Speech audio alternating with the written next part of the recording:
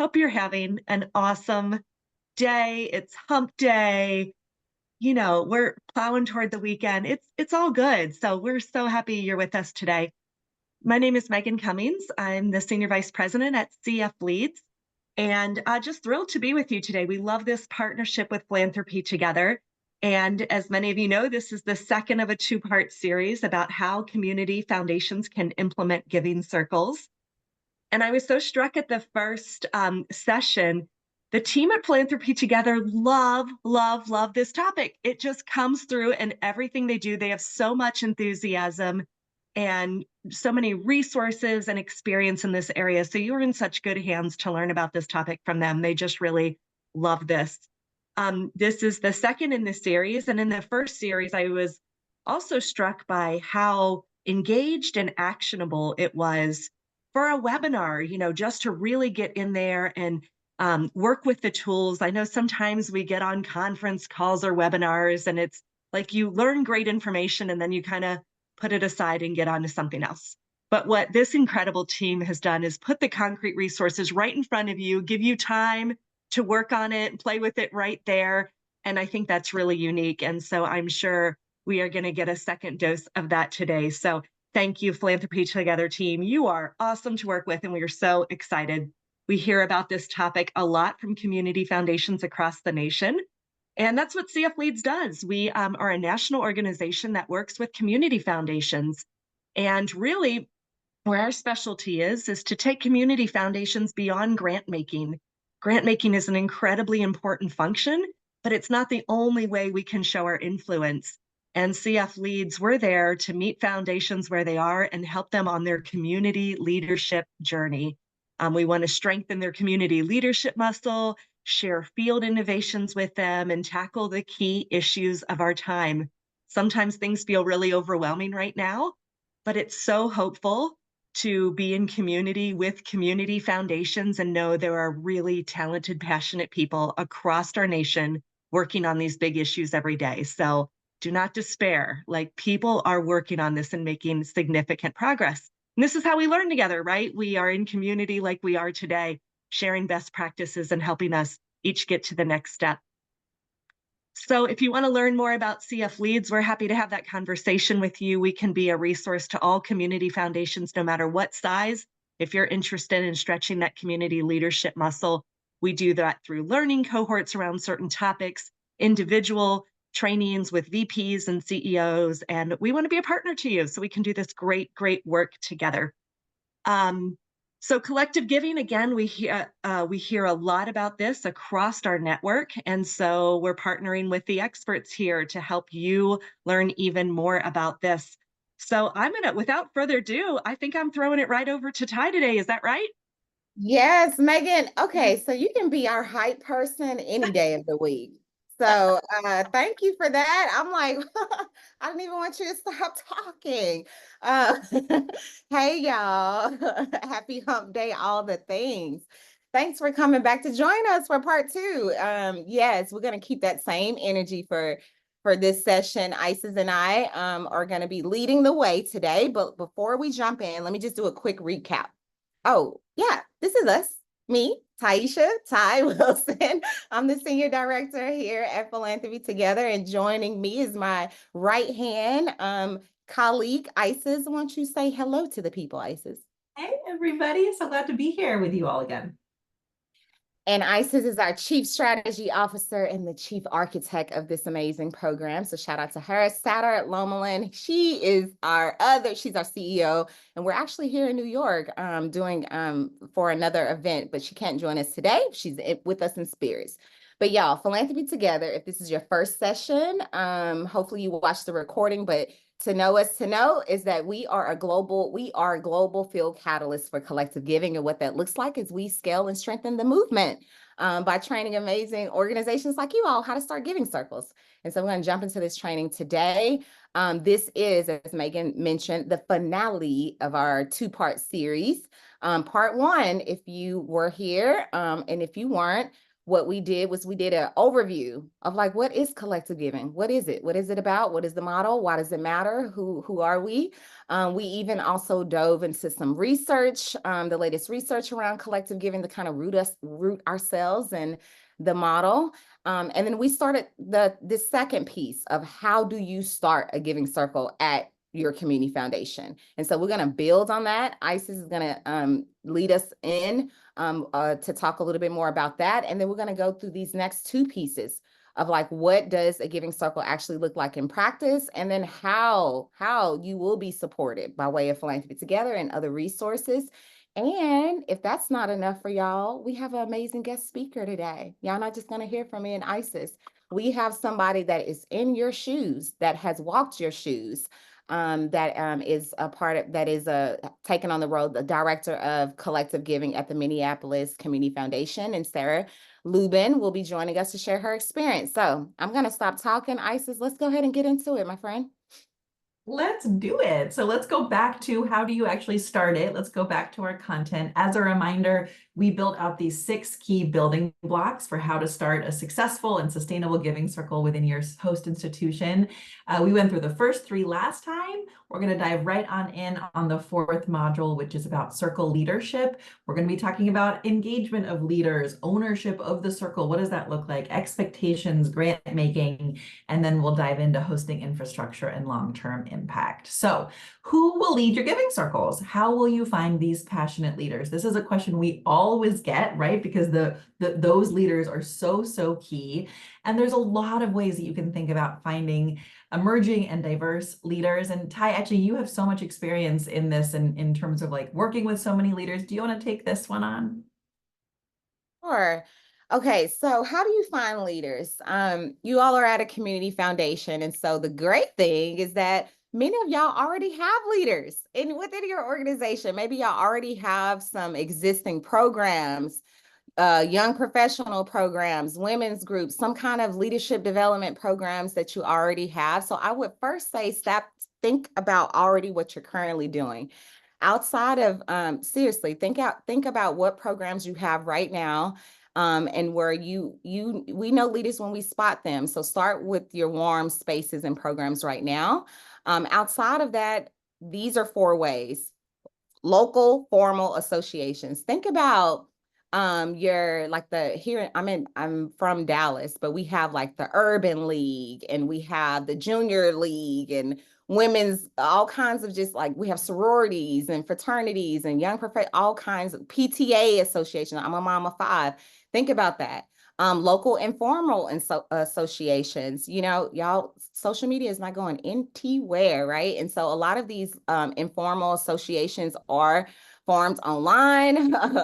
Informally, they're gathering in that kind of way. And so in thinking about the more less formal associations, your partners and your networks, if y'all have existing partners, right? People that you partner with, that they might also have programmings, leadership development programs, or some of your networks that you already are connected with, that are collaborating with.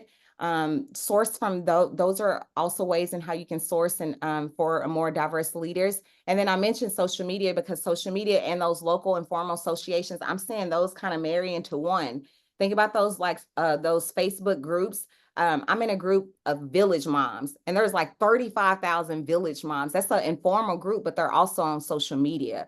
And so when we're thinking about not just women, I keep saying women, but it's all kinds of diverse groups that are gathering in that way, y'all. That's where the community is. And so that's where we all should be thinking about where we can source leaders, finding them where they're already gathering and are working, essentially, is what that looks like. Next slide, Isis. Thanks so much, Ty. Yeah, and so the reason why we like spreading that picture out for you is that you might only be thinking about the tight-knit group that is your, the next tier out of your circle at your community foundation, your volunteers and your board members and the like. And so what we love about this graphic here in the bottom right is really trying to expand your mind about all of the networks of networks that you all know and have access to, and how you can do that. In terms of leadership invitation tactics, one tool that we built, if you haven't seen it, is called What is a Giving Circle? I don't know why it's not coming up right now. I always have it up. But whatisagivingcircle.com is a great tool to be able to explain what a giving circle is. It's in 5 different languages, which is also super exciting. But as you scroll through, you can really understand, what is it? How does it work? And it's just a very engaging, interactive way of being able to share that. We also have a video version on our YouTube channel, but this can be a really wonderful thing for you all to share out when you're talking about that.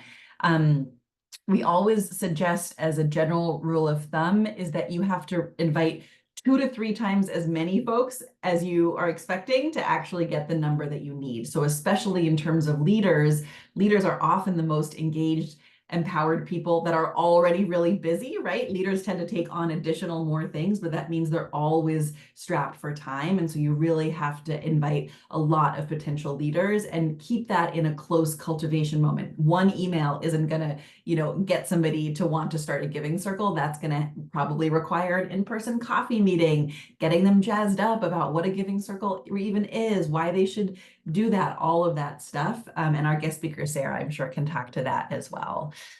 Our next decision point here is, how will you encourage agency and ownership from the circle itself? If you remember our last webinar, our last first session, we were talking about how this is not about your community foundation necessarily owning the circle. This is really about the circle itself, having the leadership, having the agency to be its own entity and do that in partnership with you all as a host, and having that be a very symbiotic, mutually beneficial relationship for everybody.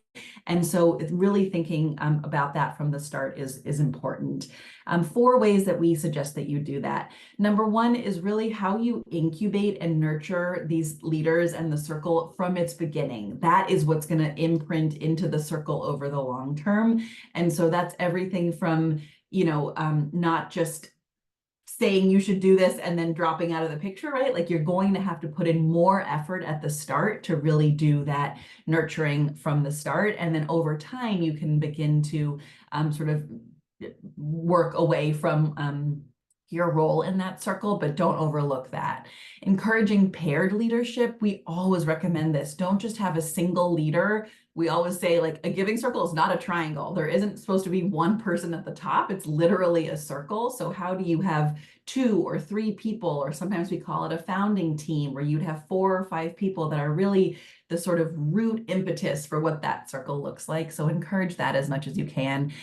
Widen the leadership pool. Don't only go to the people that you immediately come off to mind in terms of who you think has that spark and that passion inside of them, but really think outside the box around who the leaders are and how you might cultivate that as part of this work.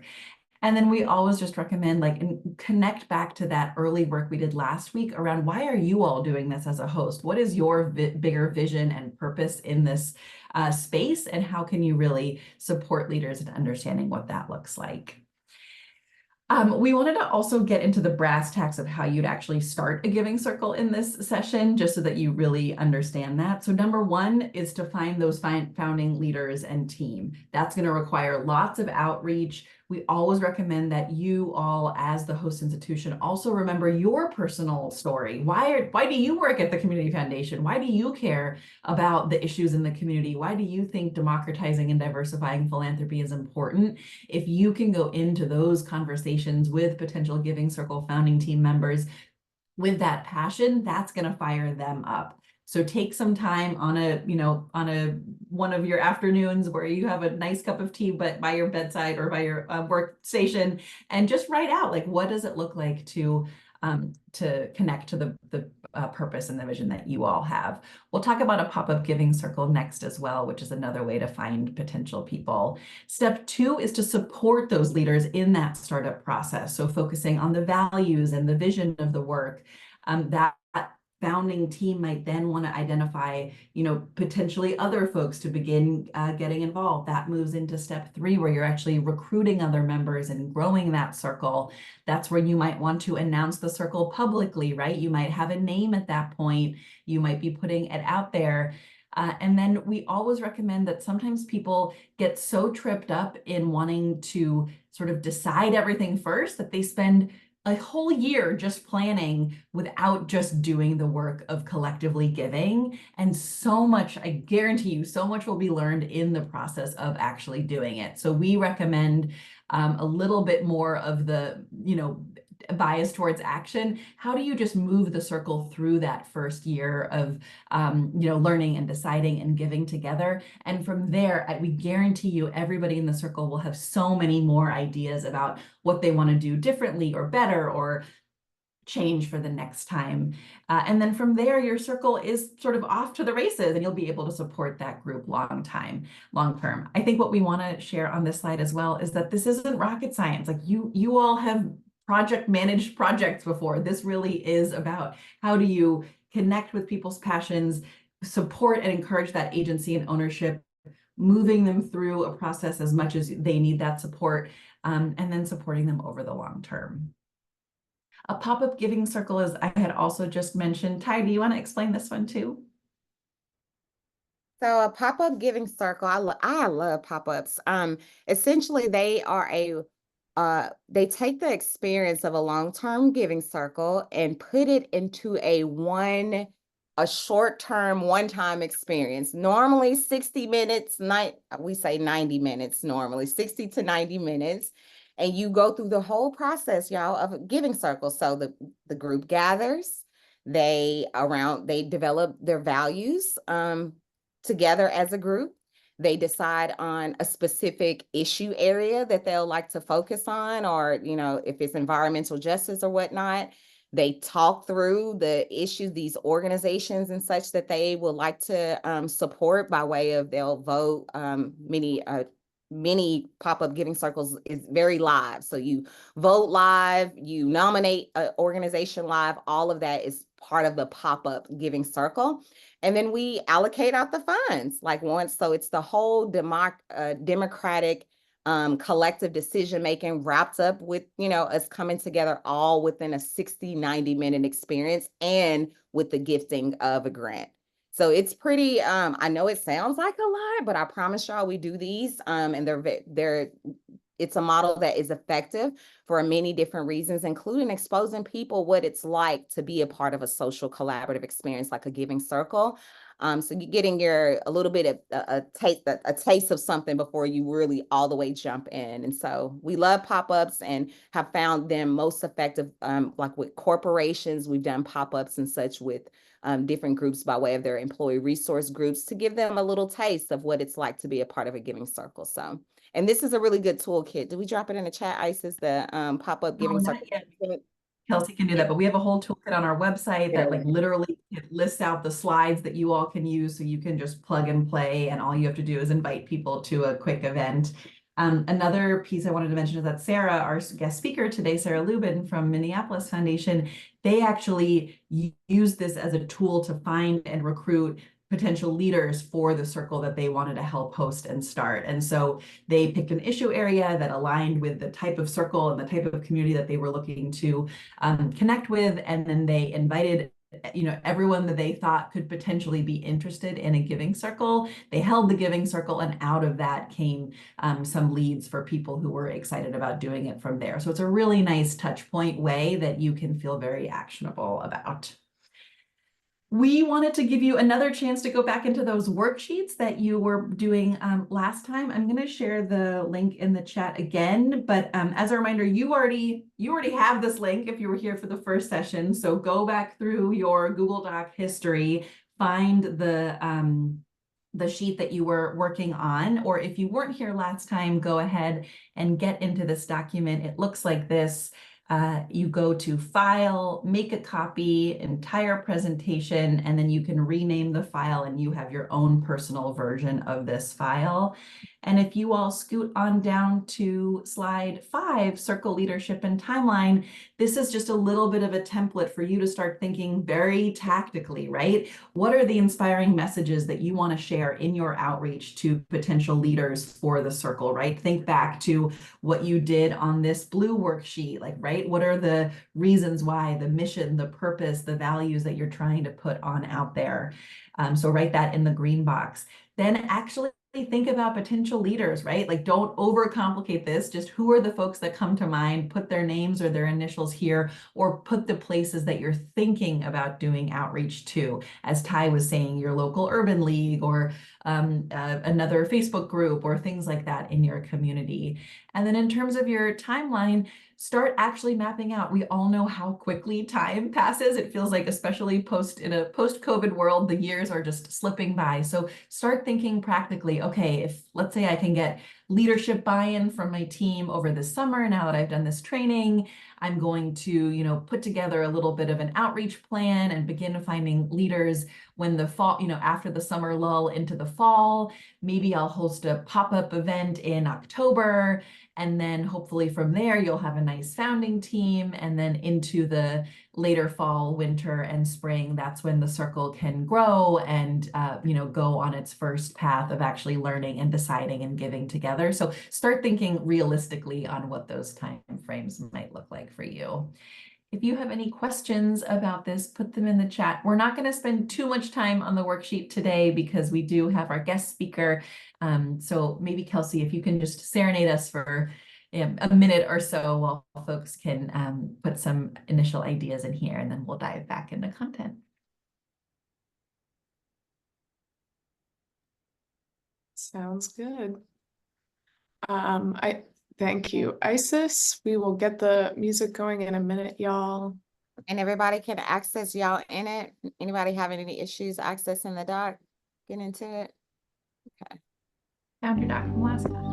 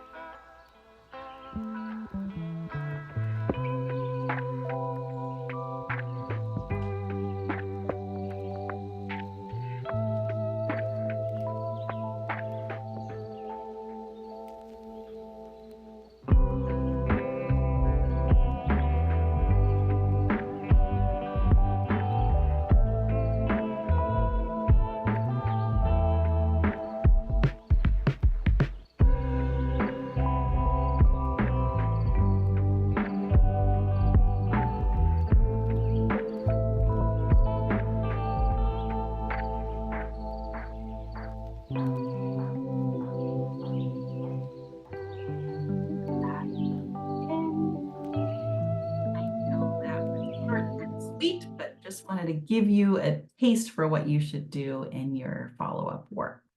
I'm going to share my screen again. So the fifth section we want to talk through is the hosting infrastructure. This is a little bit of the nitty-gritty stuff, the data tracking, the technology, the communications, all of that stuff, which might be boring, but is also very crucial to your giving circle. So one decision point is how you're going to track and report back on any data related to the supports and the staff investment and the financials that you all are providing and offering as a host organization.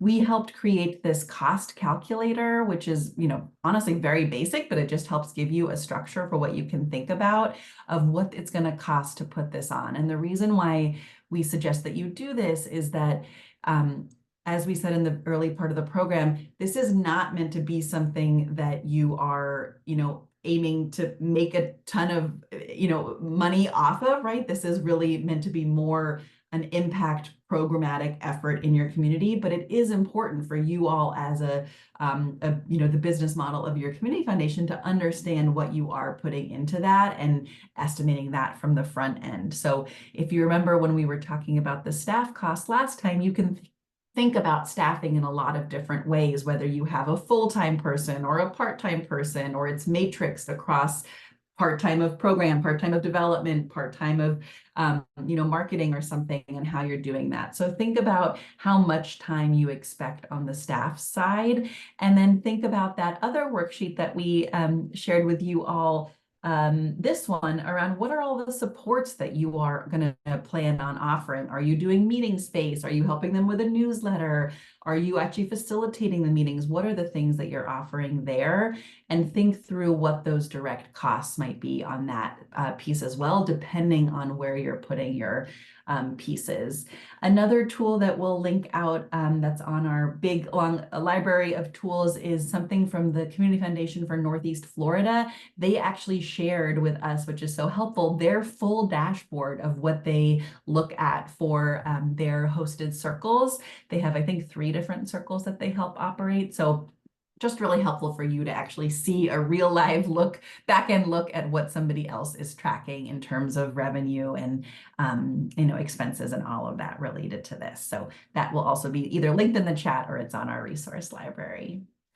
Another question here on the back end for you all is how are you going to how are you going to manage the data and information? And the important thing here, right, is that because the circle itself is meant to have the agency and ownership of leading the circle, but you all are hosting it, where are you drawing that line, right? Like, are they owning the data of who is in the circle, how much money is being, given and received and donated out, or are you all tracking that? Where do those lines of privacy and data security and all of that, how are you actually planning on doing that? So we know some community foundations that integrate the circles into all of their backend tools. We actually have I think a webinar on our YouTube page that you all can watch, where the Latino Community Foundation did like a really back-end deep dive into how they've integrated giving circles into their Salesforce backend. So if you use a tool like that, you can consider how you might integrate some of that work there.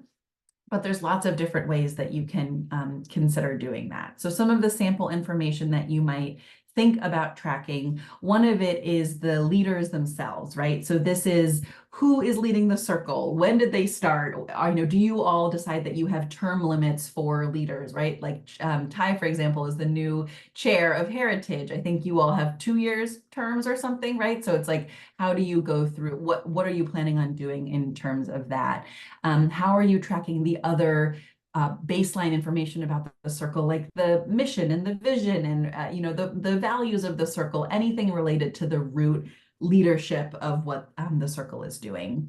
The second piece of information to track is on the membership side. Who all is in the circle, right? What are the demographic pieces of information you might know about the circle, the contributions and the timeline for giving and all of that. Other leadership roles that those members might be playing, either connected to your host organization or other things they do in the community, other gifts that they might have given to your group beyond the circle, or not to your host, but to other nonprofits in the community. So anything membership-wise, we know of a community foundation, and I think actually Sarah implemented this as well, which does a really wonderful sort of like intake survey for new members, but makes it really fun with gifts and fun questions and all of that. So you get this information about the members, but you get that in a fun and exciting way. The third thing to think through is the actual grant making an impact. Who is receiving a grant? How much was given? What were any stipulations about that grant? Though we always recommend really focusing on trust-based philanthropy practices. And then the last one is on the event side. So is the circle hosting any events? How many people came? Overhead costs for that. That really helps, especially as circle leadership turns over, for them to better understand over time what are the costs associated with all of those different things. Another decision point and offering for you all is how might technology tools and other internal infrastructure help host your giving circles and manage or lead their work. We do a lot of work with Grapevine, which is a tech platform specifically for giving circles and collective giving groups. And they've partnered with a number of community foundations and women's foundations to basically act as the platform where you can do all of this circle hosting, really give that agency and ownership to the circle itself, but then the donations can still run through your community foundation and you all grant it out So fiscally, you all still, are in control of that funding and are able to do that, but the platform side of it can really help in terms of the circle agency and ownership and leadership as well. So happy to introduce any of you all to Emily Rasmussen, who's the CEO of Grapevine, and I know she'd be happy to chat with you about how this platform could be a tool for your work as a community foundation. Another decision point is the communications piece, right? You can think about there's so many different ways that communications flow. So on the internal side, there's going to be communications between the circle, right? Member to member. Are you all going to be a part of that or not? Is that private to the circle, or is that something that is connected to the host foundation? Is that a listserv or using a tool like Grapevine? There's many ways to think about that. Then there's between you as the host and the circle, right? What are the lines of communication going back and forth there? Then moving more externally, it's with the grantees being given to, right? So what is your expectation around, is the leadership of the circle sharing the news with any potential grant recipients, or does that go through you all or jointly? So there's lots of decisions to make there. And then of course, externally, that's one really important thing that I wouldn't suggest that you overlook, is how do you think about what how you as a community foundation can help spread the news about what your giving circles are doing in your listservs, in your other newsletters, in your emails, in your direct mail. How can you help them get the word out from there? And Sarah Lubin is here, a guest speaker. Yay! I'm going to breeze through the content so we can go through there. We're not going to do the worksheet time. We suggest you do it as homework, but the last worksheet in here that you all can see is really on that infrastructure side. And the questions that we suggest you look at is, what do you currently do for all of these things? What are your current evaluation mechanisms? What do you currently do for your database and your staffing support for other kinds of programs? And then think about, is it going to work for the giving circle, or how are you going to have to leverage that or adjust that in some other way to make it work? So really think systematically around what all those things look like. And then our last decision point here is on the long-term life cycle, thinking about impact evaluation and metrics. We have developed really based off of the theory of change for giving circles, a whole evaluation toolkit. And so I'll share that out here as well. But this theory of change for giving circles has now been fundamentally proved out by the recent research that we did. You can find that again at collective.giving. And we think that this is a really helpful one-page snapshot of why giving circles are so amazing and why you all should consider hosting them. So just wanted to put this here as a reminder of when you're talking to your internal leadership to try to get giving circles as something that your CEO or board will really be excited about. Sometimes theories of change and this kind of a logic model can really help you there. So feel free to use this in any way that you all would like. And we'll share the evaluation toolkit as well that actually has real life questions that you all can plug into your work as a community foundation to understand the impact of what you're doing. So we'll share that afterwards. Basically, what I'm saying is we have a lot of tools. We don't have enough time to go into all of them, but know that they're there and know that you can talk to Ty or I or Sada or Kelsey or anyone on our team anytime that you all have questions about any of this stuff. And then a few of our last decision points is, how are you going to connect with and cultivate and steward your giving circle participants and leaders? There's many ways you can think about that. And we get asked this all the time, right? Like, how do I actually, now that we're hosting a giving circle, how do we connect them, right? How does that flow back and forth between the host? And so you can think about that in terms of maybe having them be part of the unrestricted or annual campaign cycle that you all do as a community foundation.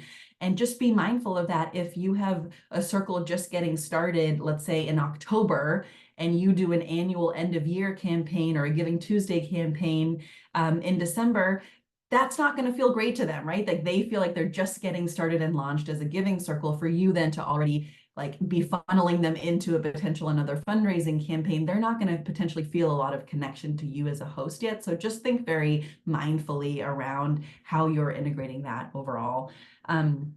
Think about how they might be part of long-term visions for your board service or other host organization leadership. We've seen lots of Giving Circle leaders eventually be part of the Community Foundation in a different way.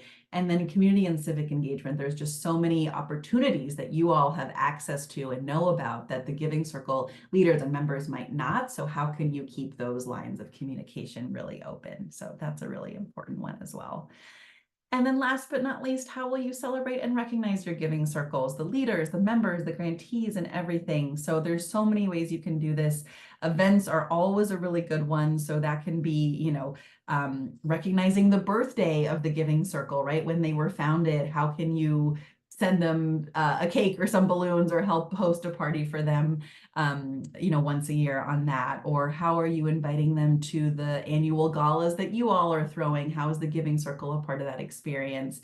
On the awareness side, put the Giving Circle on your website. We have seen super successful host organizations recognizing that individuals in the Giving Circle also want to be recognized. So how can you have a little profile section for every person in the Giving Circle or every person that's part of the leadership team? Don't overlook those small ways that spreading that awareness can be really helpful. And then the small things, can you send a handwritten note to your leaders once a year about how impactful their work is, right? Like, how are you recognizing them in those really small ways? How can you have a shout out in your annual report potentially around the work of the Giving Circle? And then on the leadership side, don't overlook that this is also an amazing opportunity and something that the leaders of the circle are looking to potentially grow into their own philanthropy careers. How can you invite them to be a guest speaker at a board meeting or present at one of your events or do a special edition of your newsletter just about that leader? Like, how are you really looking at and supporting the leaders that you all have in your space? So that is the end of the training portion, and we still have a good chunk of time now to welcome Sarah to the space. We're so excited to have you, and she's going to actually help us bring this all into practice and think about what does hosting a giving circle look like. Sarah is the Director of Collective Giving at the Minneapolis Foundation, which we just adore that title. We hope that one day every community foundation under the sun has a Director of Collective Giving. And what we're going to do, I'm going to stop my screen now. And we're just going to give Sarah some time to talk. And Sarah, we would love to hear from you. You went through our Launchpad for host training, I think like the day that you started or something ridiculous a few years back, which was so fun. So we would love to hear your journey, Minneapolis Foundation's journey with what does it look like to host a giving circle for you all? How have you started new circles? And really dive into some of the lessons learned, tips and tricks, the things that everyone here who are all part of other community foundations around the country that they would want to know. And then everybody, there'll be an open Q&A time. So definitely think through your questions for Sarah. Welcome, Sarah. We're so grateful to have you. Thank you for having me. And Taisha and Isis are amazing resources. Like, I cannot overstate how helpful Philanthropy Together has been for me. So anytime they ask me to do something and I can do it, absolutely, I'm on board. My name is Sarah Lieben. I work at the Minneapolis Foundation. I've been here for like 3.5 years. As they said, I started in this position as Director of Collective Giving, and actually it was a position that they created when I started. How I came to this work is actually as a Giving Circle member here at the Minneapolis Foundation. I'd spent 15 years in nonprofit work and never worked. I am fresh from out of the country, so time zone wise, I've been up since 1:30, so don't hold anything against me. It was interesting because I was interested in the Giving Circle work, just in understanding how philanthropy worked. I had never worked in development, but was a program director at nonprofits and used to fill out applications and wonder like what black hole I was sending these applications to, and how did they determine how we got funded and how we didn't. And I think it's important to understand that, because I found that a lot of the members that we do have in some of our giving circles are coming to learn more about philanthropy and how our organization does the work. So just know that can be a huge draw for people, and just be prepared for that. I was a member of Fourth Generation, which is a giving circle here at the Minneapolis Foundation, for 5 years. I was a member, and then I was actually board chair when the position became open to support the group. And so I went from being board chair of the fourth generation group to being the staff person that supported it. And so here at the Minneapolis Foundation for Collective Giving, we have two umbrellas. We have giving circles where people gather their own resources and invest in community. And then we also have advisory committees where we have funds here at the foundation, and we have community members come in and make recommendations of where to invest. And I feel like that's really important as you guys are community foundations, because the skills and the tools that you use are super transferable between the two. So it's actually really helpful to kind of use the same approaches between the two groups, because the outside of where the dollars come from, like the same approaches can be applied across the board. So here at the Minneapolis Foundation, as far as giving circles go, currently we have two. We have BMPP, which was started, they just celebrated their 10th year anniversary. They are a very low touch group. They were started by community members. They are Asian American families, intergenerational. There's 15 families, and they each family contributes $1,000, and they collectively give to organizations in $2,500 grants. And then we have fourth generation, which was a group that I'm a part of. That's roughly 40 members. They're young-ish professionals. So we say mid-20s to early 40s, but we also say like anybody's welcome as long as they feel comfortable with the group. That group originally was giving $250 for membership, and we recently doubled that to $500. And that group gives grants around the $10,000 or above mark.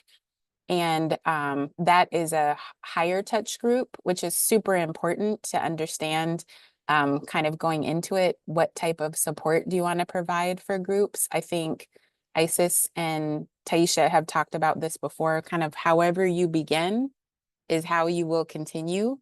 And so I've done a lot of work with fourth generation to slowly shift some of the work to them so that we can create space to support other groups. And I've been really transparent in that and why we're doing it, just so that they feel supported, but also understand that we're trying to create space for others. So it's been really cool supporting people through the process. I think I'm trying to think of, and then I'll just say for the advisory committees, we have some high touch and so some low touch advisory committees where we have funds hosted here at the foundation.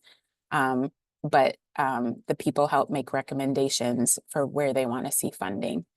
The biggest pieces that I would say are figuring out like communications, like who does them. For our Marcoms team, any like grant announcements and everything, they help share them out with community. They also do a really great job of sharing them with our donor advised funds, which is huge because either there are some instances where we'll have donors that contribute directly to the giving circles.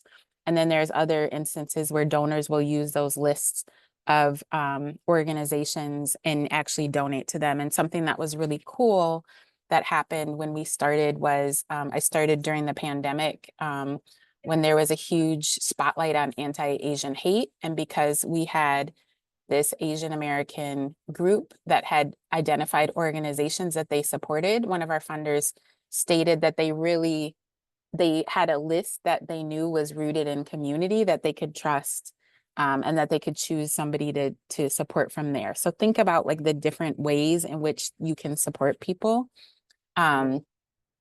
Also,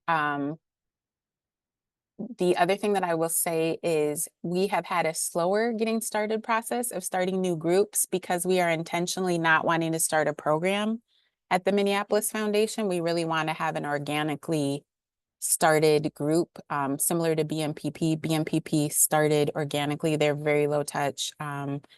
Basically, the support that I provide for them is making sure that their payments go through. And if anything, I'm reaching out to them and trying to highlight the work that they're doing, and reaching out to them for support. Whereas fourth generation was started more as a program of the Minneapolis Foundation. And so we host we help host the meetings. I meet with them and help plan out the meetings. And so it's much heavier touch. And we've been shifting we've been shifting that leadership slowly to them. But again, just staffing that takes a lot more space than BMPP, which really runs itself. And we've been able to support them financially, but it's not like a set amount. We just support them financially as they have opportunities that come up. I'm thinking Isis or Taisha, do you have any questions for me? Or anything you want me to talk about?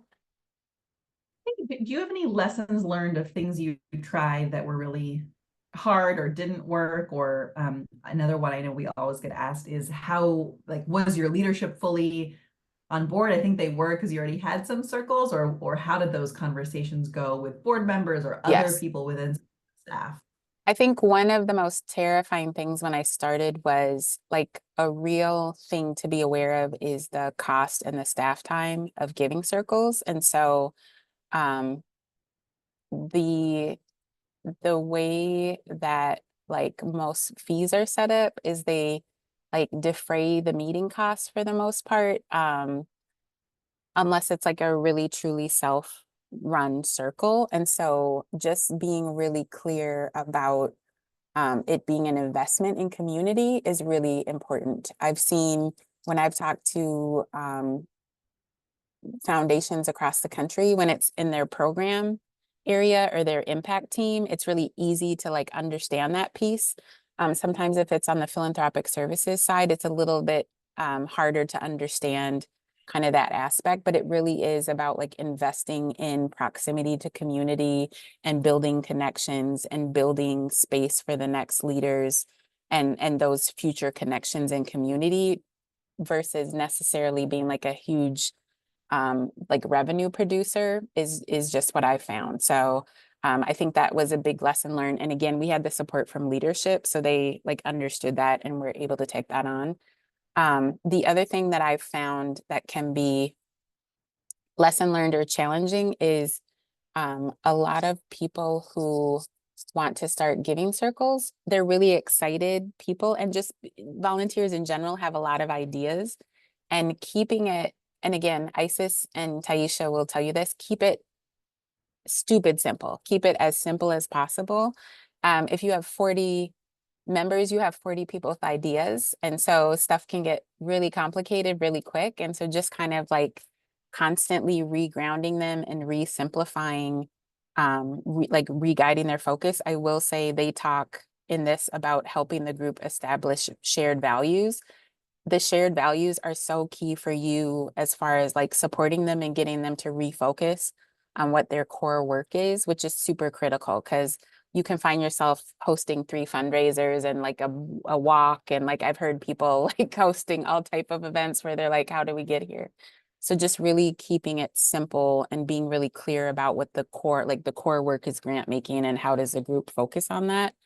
The other thing that I think is really critical is thinking about how people like stay connected. Like if you are a part of helping like create the group, like how do you, especially if it's a group that comes together that might not know each other, like how do you ensure that they're building connections and like kind of getting sticky? Like how are they building personal connections with each other? Because the other thing is, what I've found for successful giving circles is you are not the recruiter, they are, and they will invite their people and then their people will invite their people, and that's why they stay. And so thinking about ways that you can really, like, if the group is not organically formed already, how can you get them to stay together? And then being flexible as you think about like ways like the fee structure, because the challenging part I think about supporting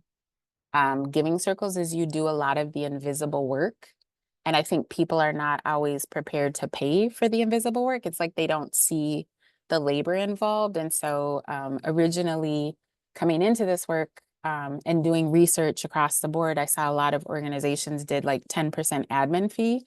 But if you approach a group with a 10% admin fee, and they're focused on like all of their dollars going towards grant making, it can be hard for them to understand like the invisible work that you're doing. So either like we're thinking about ways to think about like fee for service, really think about like, when somebody volunteers to be a part of a giving circle, they're really interested in giving to community and giving to, and like being more deeply invested in community. So what are the things that are not exciting, right? Like registering, like setting up a registration or tracking payments, or like think about the work that needs to be done to support them, but might not be as, might not be exciting for a member to do, and really be very clear about the work that you're doing for them, and why the fees are in place. And those are some like lessons that I would learn. And again, I just go back to,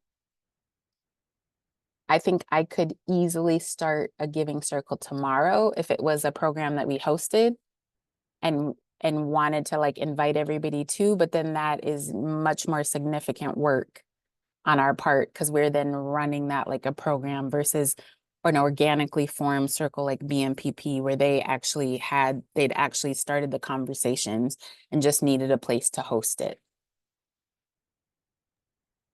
Thanks for sharing that, Sarah. And I think, yeah, that's the yellow graphic that I put again from last week. And I think it really is one of the key things for you all to consider is what kind, like how the origination of the circle and how that actually looks. Another thing that we've actually heard from our friends at Grapevine is that they've helped launch circles and then seed leadership from within that. So how can you think of it also as like not an all or nothing, that you all could also help seed and start the circle, really support and elevate leadership from within, and then there's sort of an off-ramp period, but making sure to do that in a really like holistic and long-term and sustainable way is another way to think about what that might look like. There's a question in the chat from Autumn. Autumn, do you want to actually just unmute and share your question live with a little more context? Oh, I'd be happy to. Can you hear me all right? Mm-hmm. Yeah. Sarah, thanks so much for sharing your experience, and you're obviously just very transparent, and I appreciate that. I'm just curious to know, in your experience, are your Giving Circle members finding opportunities to engage in other fund vehicles? Like, are they interested in your legacy societies? Are they stepping up and saying, oh, I want to create a designated fund because I really love this one nonprofit that we gave to 4 years ago? I'm just really interested in understanding if maybe they become prospects for, other funds. I have not technically seen somebody open a fund. We've had a couple fund holders that were members of our giving circle, but I definitely think that we are creating the relationships for that to happen down the road. I think something that's really important that we do beyond our giving circle is we invite, as long as there's capacity, I invite our giving circles members to anything that our fund holders are invited to. So I think the more like access and the more tapped in that you can get them to your work, the better they can see the breadth of the organization. The other thing that I do is I've had for our 4th generation group, I've really had a session where we explain the different areas of work that happen at the foundation. And I think we're building like natural relationships there, so that when they are to the point of having those conversations, that they'll think of us, especially when they have like the Fidelities or other, larger organizations that are available. I think creating that personal connection, I feel like we're building those relationships like more long-term.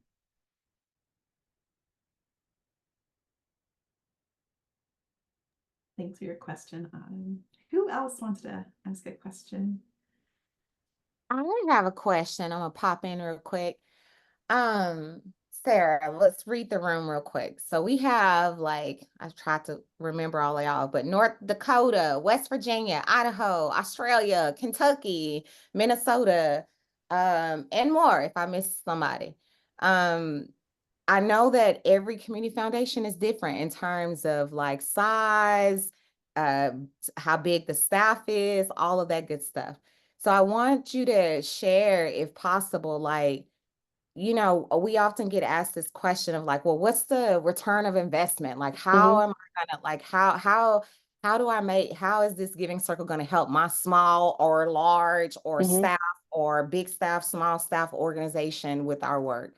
And so if you can just speak to that, giving like how diverse each of these community foundations could be, what would you tell them like of how they can pitch and talk about giving circles and start seeding the idea for the higher ups that are asking that question? What does this look like? What's the value that's going to bring to us?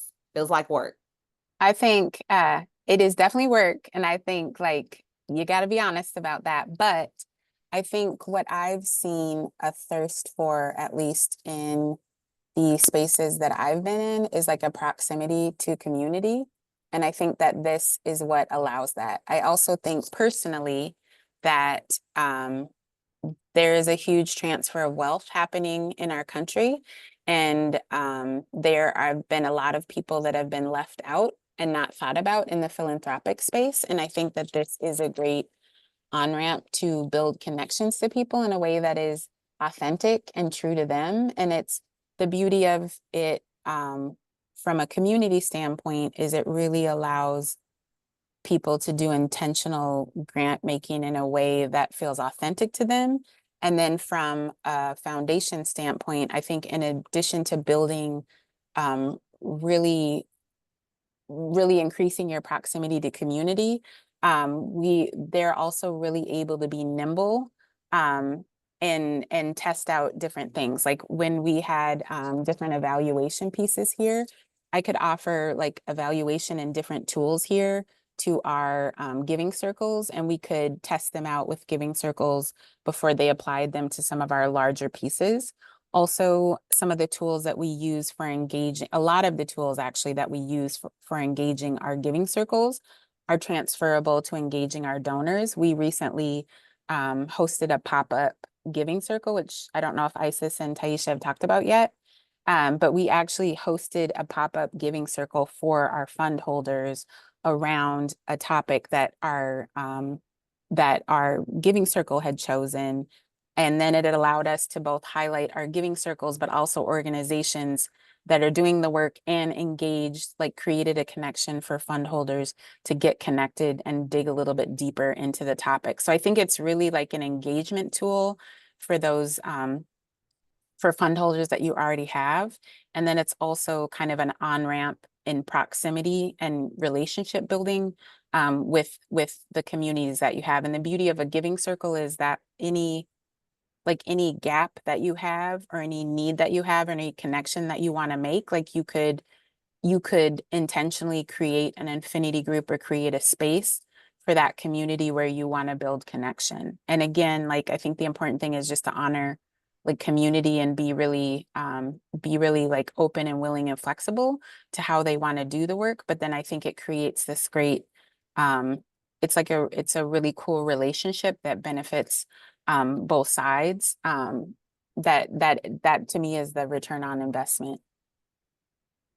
I mean, that's what I would tell the people too, to the T, but thanks for sharing. I think Yeah. it's so important, right? Because our people always think of like monetary stuff, y'all, like, but there's a social return of investment that's part of this experience. And so, Sarah, just really appreciate you bringing that out because we all have to advocate for this in our own way. And hopefully that was helpful for you all to kind of think about ways and how you can do so.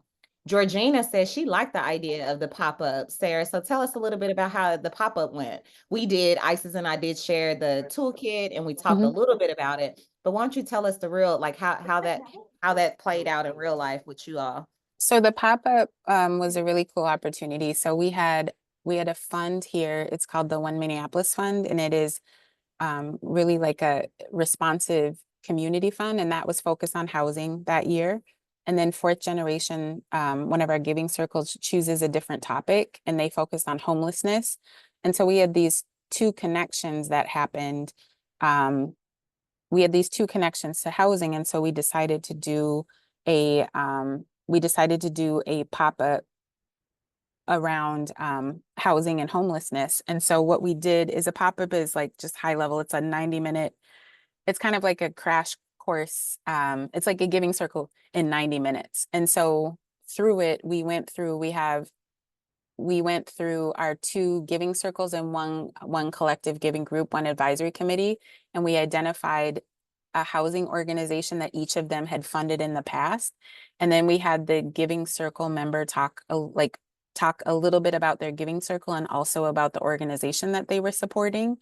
And then the fund holders actually went through and did like all like did the decision making, heard from did the decision making, and then did a real-time fundraiser and selected an organization to fund in the housing space. And it gave them information about our housing fund that we had here. It gave them information about all the collective giving groups that we had here. It gave them information about 3 organizations doing housing that we felt were important. So it was like this like kind of like multifaceted way of getting people connected. And then it allowed the fund holders to also like get to know each other and talk about it. And it was funny because they were like immediately like, we should do this monthly. I'm like, whoa, that's a lot. But yes, we should do this again. But it was a really cool way to just kind of tie all the pieces together. Totally. Okay, Isis, and I'm sorry. I just got one more question and that's it. I'm thinking about how long you been in your role now, Sarah? 3.5 years. A fancy role. Congratulations. Not that many foundations have a director of collective giving, y'all. And so I'm wondering, like, for you, what we talked about, like folks getting support that they need outside of Philanthropy Together, and we are here for y'all. What other resources have you found most helpful for you in your journey as you're learning about collective giving? You were new to it and then jumped in it and really now are a whole expert 3 years later. So yeah, resources, share the tea. I mean, I think I have been super blessed in the team that I'm on because we have a really good team that is like deeply engaged in community. And so just kind of thinking about like peak grant making comes to mind, Geo comes to mind. Also, it's equitable. It's the equitable evaluation framework. It's thinking about evaluation in different ways. Those have been really super helpful. I will say, like, I'm not even saying this because I'm on here, like Philanthropy Together, literally you could answer 90% of the questions. They've been super great. The other thing that I would say has been awesome is through Philanthropy Together, just reaching out to different organizations across the country to see how they're doing work. Like just this morning, Taisha, I believe, connected me with somebody from Chicago. And we had a discussion about what the work that they were doing. I've talked to people from Arizona. I've talked to people from all over, and people are really generous in sharing like how they're approaching this work. So I think don't hesitate to reach out to different organizations and just seeing like how they're doing the work, what's going, like people are really honest about like what's going well, what are some of the challenges. And I think just like leaning into that has been super helpful. But I will say like oftentimes I will just reach out to Isis and Taisha just because I know they have it already. I just might not know where it lives to figure out like who does this or what should I be looking at.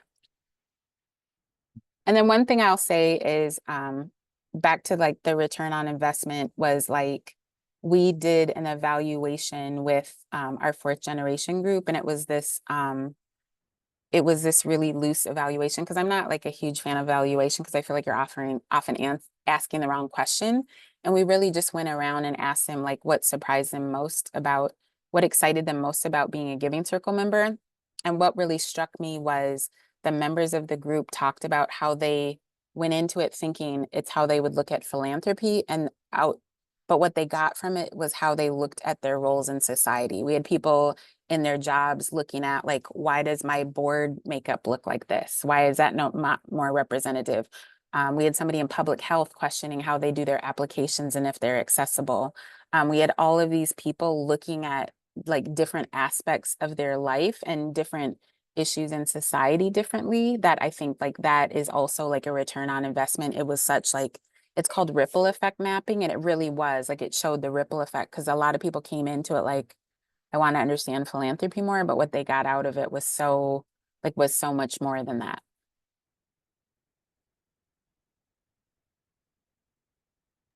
Love that, Sarah. Thank you so much. I think we have time for one more question. Anyone else want to raise their hand and ask Sarah something? Tiffany, Amy, Carrie, Georgina, Erica, anyone?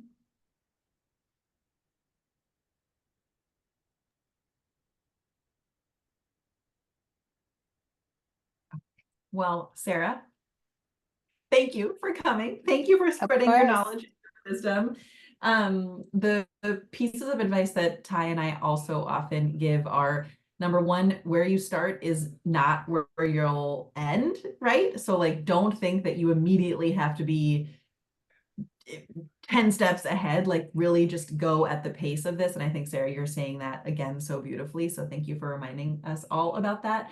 So that's really important. We also always just use the Nike slogan of just do it, because I think people tend to get in their own heads around it has to be this way, or what if this happens, or blah, blah, blah, blah, blah. And so just, just doing it is really helpful. And that's why we've really sort of shifted our advice as well around like, help the group go through that first cycle of giving together, because that's where like we can't train you any more than this, right? You all have to then just actually try to start the circle or try to support the groups. There's nothing else we can tell you conceptually beyond that. And so those are some of the other pieces of advice that we would have. In our final 5 minutes, I'm gonna take off your spotlight, Sarah. So we're just gonna close us out with how we're gonna support you through your journey from here. Maybe Sarah will stay in the chat in case anyone does think of a question the final 5 minutes of this training. I'm gonna quickly share my screen again. Okay, so how can you all get supported on your startup journey? So first of all, like, please, right now, Ty, put in the link or use this QR code, like right now, pick a time with Ty to have a one-on-one. I guarantee you it'll help you advance, because you'll actually be talking about your context, your challenges, your considerations. We're a 3-person community foundation, or we're going through a new strategic planning process and our CEO wants to move in this direction. Like whatever your context is, talk through that with Ty and she can help you think through that. So cannot recommend that enough. I will not say anything for 20 seconds so you guys can do that literally right now. Find a time. We're going to be silent. Go do it. Sarah, thank you for your link too, because yes.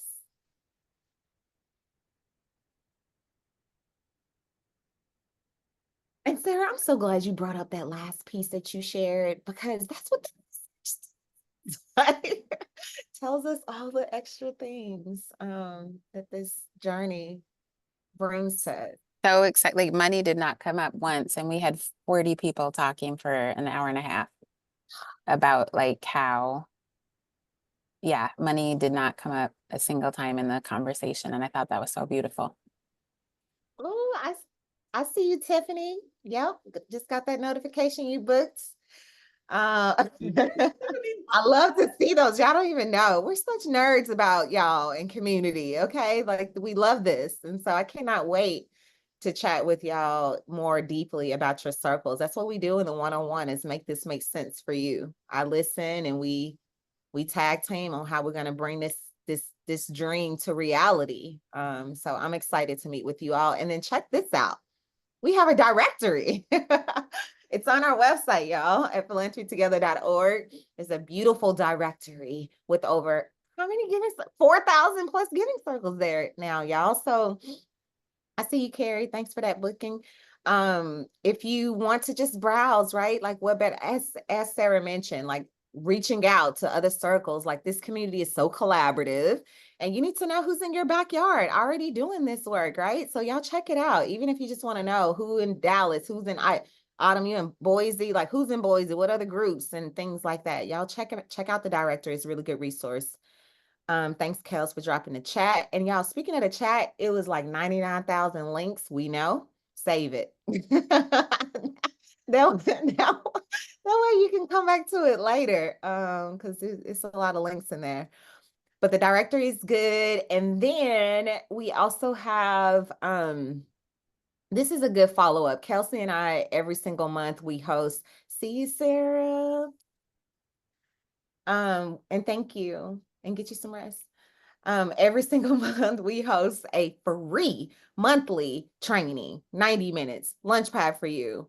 And it's a great resources to follow up. Like for your leaders, you're going to encourage some of your leaders to join so that they can get a feel for like what it, you know, all the steps, all the things about collective giving and how to start the giving circle as leaders from a leaders. It's like an individual, it's at the individual level, right? And so we would love for y'all to share that out to your folks. Are we now subscribed? Yes, Eric, I'm glad you. Yes, you're forever in our communication cycle of receiving all things philanthropy together for sure. Can the volunteer leaders join? They sure can, Carrie. Bring them over to Launchpad for you. Me and Kelsey will take good care of them. And we host the sessions, and our next one is in July. It'll be on our website soon, y'all. So y'all can sign up. July 23rd. And along with the Launchpad for You trainings, we also do group coaching. Ty and Kelsey do group coaching every month. So that's another way. If you don't want to just do the individual coaching, it's another space to ask and answer questions with a larger group of people. So basically, there's lots of stuff is what we're trying to tell you. Like, you are not alone in this journey. Don't think that you are. So make sure to do that. We also have, and I'll share out the link here, a enormous, I have it right here, 150-page, oh, you can't see it because of my stupid background. It's an But whatever. enormously amazing toolkit. Which is basically everything we shared with you, but plus all the additional details. If you also are a paper person, we still have about 10 or 15 copies. And so we'd be happy to mail one to you for a short fee of just the shipping cost and a little extra. So if any of you wants the toolkit mailed, put it in the chat or reach out to Ty and we can make sure to get you one. Otherwise, the full link for the toolkit is also available just for the digital one. And so you can do that as well. So we hope that is helpful to you.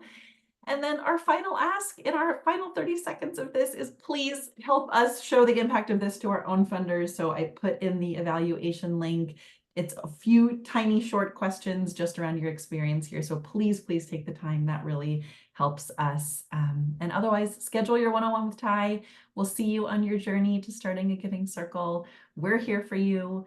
Thank you so much, CFLeads, for co-hosting this with us. We've had a blast. And this recording will also be available on our YouTube channel, CFLeads YouTube channel, along with the original part 1. So you'll have access to all of those resources and materials next.